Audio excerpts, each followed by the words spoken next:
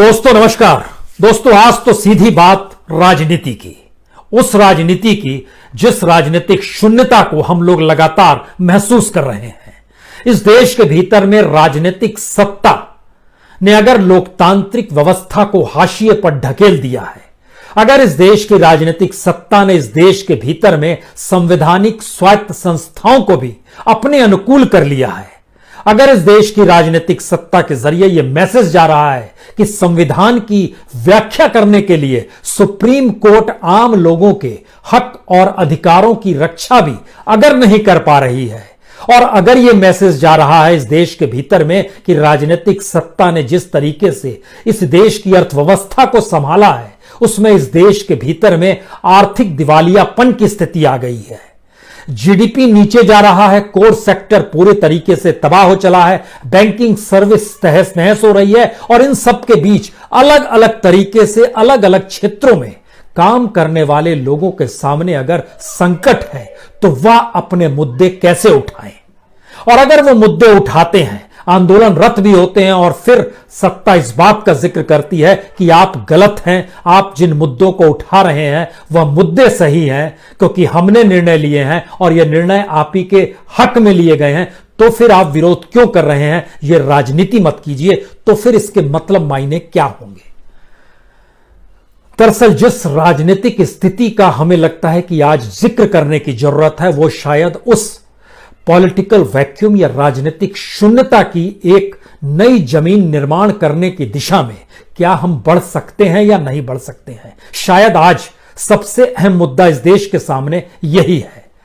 और शायद किसान आंदोलन जिस तरीके से पंजाब और हरियाणा से चलते हुए दिल्ली की सीमा तक पहुंचा है, उत्तर प्रदेश के किसान भी आ रहे हैं और उत्तराखंड के किसानों के भीतर भी आक्रोश है, राजस्थान के किसानों के भीतर भी कुछ सवाल है, मध्य प्रदेश के किसानों के भीतर भी कुछ सवाल हैं, महाराष्ट्र के किसान और विदर्भ के किसानों के भीतर भी बहुत सारे सवाल हैं।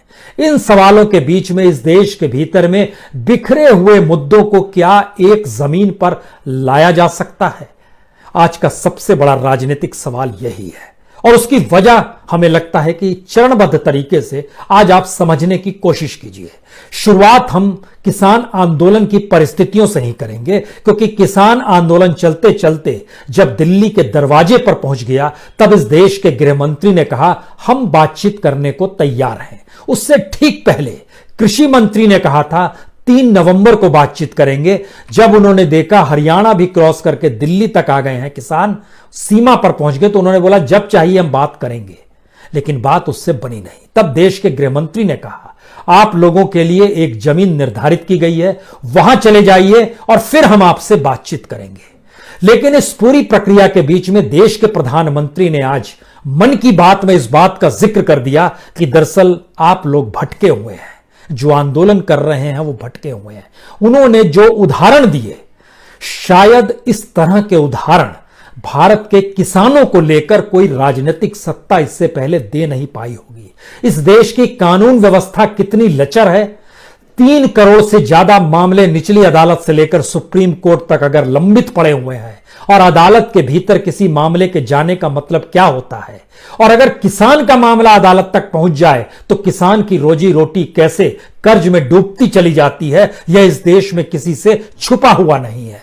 लेकिन हमें लगता है सबसे पहले जरा समझिए, प्रधानमंत्री ने क्या किया किसान आंदोलन के लेकर। उन्होंने बहुत साफ कहा कि किसानों को 3 दिन के भीतर फसल की कीमत देना जरूरी है। जो भी खरीदेगा, पेमेंट अगर नहीं करेगा तो किसान कंप्लेन कर सकता है, शिकायत कर सकता है, और उस शिकायत को महीने भर के भीतर में सुलझाने का काम उस इलाके के एसडीएम को करना होगा। अब आप कल्पना कर सकते हैं, अगर किसान एमएसपी की लड़ाई लड़ रहा है, न्यूनतम समर्थन मूल्य की लड़ाई लड़ रहा है, और उसके सामने प्रधानमंत्री ने एक दूसरी चादर बिछा दी और कहा कि अगर आपको कीमत नहीं मिलेगी वाजिब जिस पे सौदा हुआ है, तो आप शिकायत कीजिए, 1 महीने में चीजें आपके अनुकूल हो जाएंगी। किसान के घर की परिस्थिति में क्या प्रधानमंत्री ने झांक कर देखा है? खासतौर से तब जब किसान सम्मान निधि इस देश में चलाया जा रहा है। तकरीबन 8.5 करोड़ किसानों को किसान सम्मान निधि देने का दावा सरकार कर रही है, साल भर में 6,000 रुपया। और इस देश के भीतर में किसानों की औसत आय 6,500 रुपए है। यानी ये कल्पना से परे है कि 1 महीने तक किसान अपने पैसे पर न सिर्फ अपने घर को चलाए, बल्कि वह शिकायत करने के बाद अदालती चक्कर भी लगाए, एसडीएम के दरवाजे पर भी जाए और उसके बाद उसको कीमत मिल जाएगी। इस बात का जिक्र प्रधानमंत्री ने कहा। यह पहला राउंड है। दूसरी स्थिति देखिए, उन्होंने एक उदाहरण दिया। धुले का एक किसान है जितेंद्र भौजी, जिन्होंने मक्का की खेती की। अपनी फसल को बेचने का सौदा 3,22,000 में किया। 25,000 रुपए उनको एडवांस मिल गए और देने वाले ने कहा 15 दिन में हम आपको पैसा दे देंगे। उन्होंने 15 दिन में नहीं दिया, तो इस किसान ने यानी जितेंद्र भौजी ने शिकायत की और 15 दिन के भीतर उनको अनाज मिल गया। मैसेज क्या है? मैसेज है कि किसान को अपनी उपज की कीमत लेने के लिए अब अदालतों और एसडीएम का चक्कर लगाना होगा। यहां एमएसपी का मुद्दा गायब हो गया, उस एमएसपी का जिसके जरिए किसान सिर्फ इतना जिक्र कर रहा है कि जब बड़े कॉरपोरेट निकल कर आए तो फिर वो एमएसपी की कीमत पे ही ले, कम ज्यादा की जिक्र नहीं है। एमएसपी की कीमत तय कर दीजिए, उसी पर लेंगे। लेकिन अब सवाल पॉलिटिकल शुरू होता है।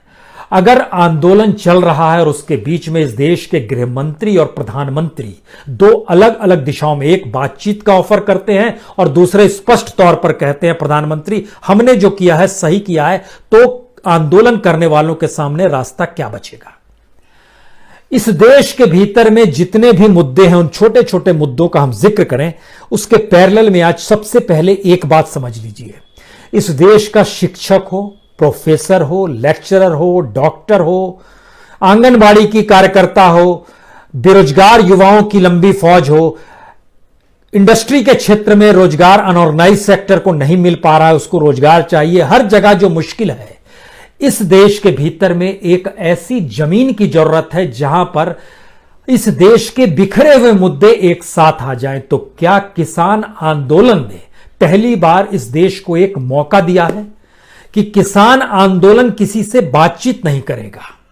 किसान आंदोलन में शामिल लोग उस जगह को एक आंदोलन की जमीन में तब्दील कर देंगे जहां पर वो मौजूद है।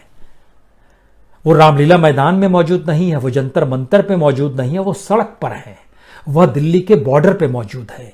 तो क्या इस देश के भीतर में जब कोई ऐसी जगह अगर बन जाती है जहां पर जो आए अपनी बातों को कहे और अपने मुद्दों को उठाए और उसके लिए वह सरकार से वहीं पर खड़े होकर कहे आपने ये गलत काम किया है, आपको इसको ठीक करना पड़ेगा। क्योंकि इस देश के भीतर में संसद का क्या हाल है, यह हम लोगों ने राज्यसभा में जब विधेयक पास हो रहा था, जो एग्रीकल्चर से जुड़ा यही विधेयक था, उसको किस रूप में उस वक्त डिप्टी स्पीकर हरिवंश जी थे, उन्होंने किस रूप में पास करवा लिया, यह भी किसी से छुपा हुआ नहीं है। वोटिंग की स्थिति आई नहीं, अगले दिन अखबारों ने उसके मिनट्स तक छाप दिए, बता दिया कि लोग वोटिंग की मांग कर रहे थे। यानी लोकतंत्र के मंदिर के भीतर ही जब लोकतांत्रिक स्थितियां नहीं हैं, तो सड़क पे आंदोलन करने वालों के साथ लोकतांत्रिक परिस्थितियां कैसे आ जाएंगी और वो क्यों सोच रहे हैं?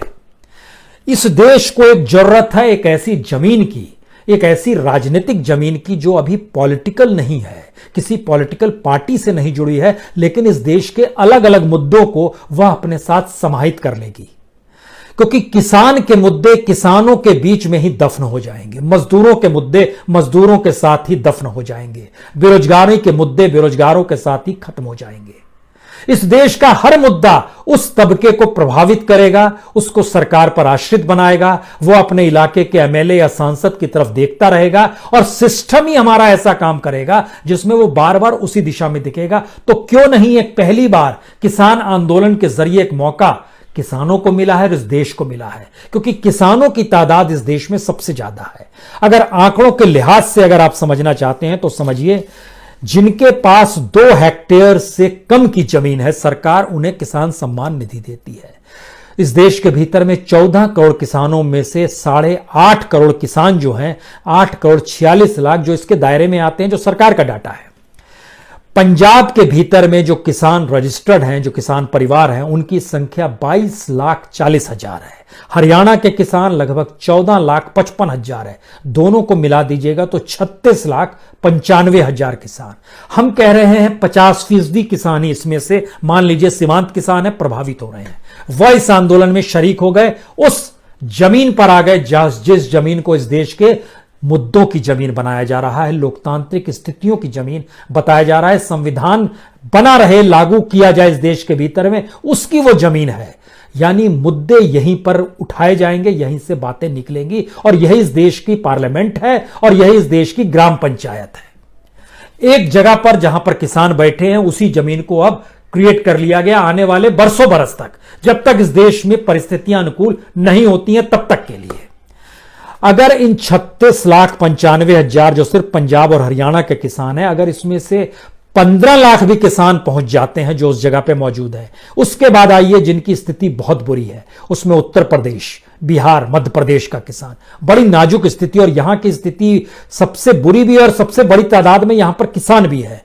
तकरीबन 3 करोड़ किसान यहां पर रजिस्टर्ड जो सरकार की फाइल में दर्ज है। उत्तर प्रदेश का 1,87,00,000, बिहार का 53 लाख, मध्य प्रदेश का 55 लाख।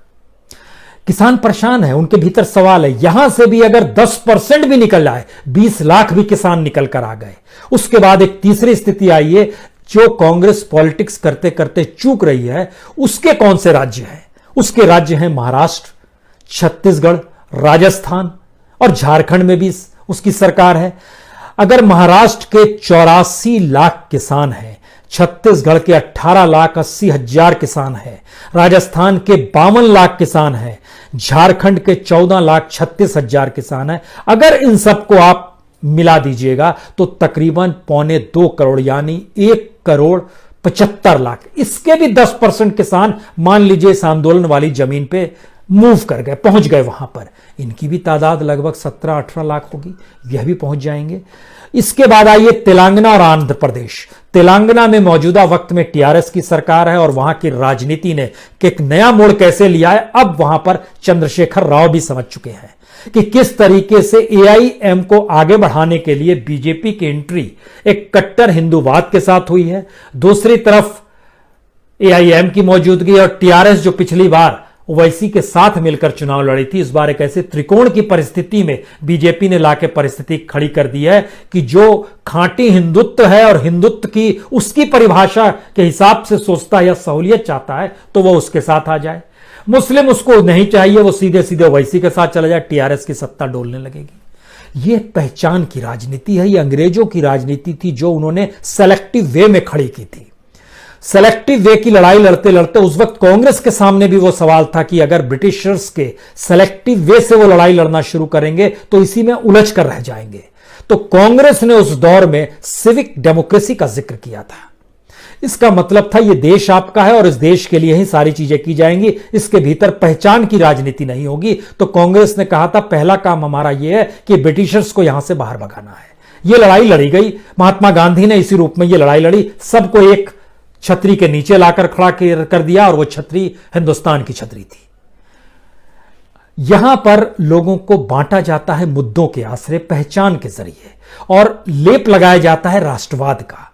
यह बीजेपी की अगर राजनीति है, यह राजनीति अगर आप समझ पा रहे हैं हर कोई, तो पॉलिटिकल पार्टीज के अपने लोभ मुनाफे हैं, वो बार बार इसमें उलझेंगे। लेकिन जब एक राजनीतिक जमीन तैयार होगी कि हम सरकार से बातचीत नहीं कर रहे हैं, हम सिर्फ अपने मुद्दों को उठा रहे हैं, क्योंकि सरकार तो हमारे जरिए ही बनती है, और अगर we the people for the people वाला हिसाब अगर मान के आप चल रहे हैं तो इसके मतलब बहुत साफ है कि जनता अगर कलेक्टिव वे में एक साथ अपने मुद्दों को लाकर सिर्फ एक जगह पर उठा रही है तो इस देश की मीडिया भी कितने दिन तक आंखें मूंदे रहेंगी। उसे उस जमीन को पास जाना ही पड़ेगा, क्योंकि उस जमीन में भी वह मीडिया नहीं देखा जाएगा जो मीडिया सिर्फ सरकार की बोली बोलता हो। लेकिन जैसे ही आप सरकार से लड़ने लगते हैं तो लगता है देश में डेमोक्रेसी है, आपको लड़ने का स्थान मिल गया।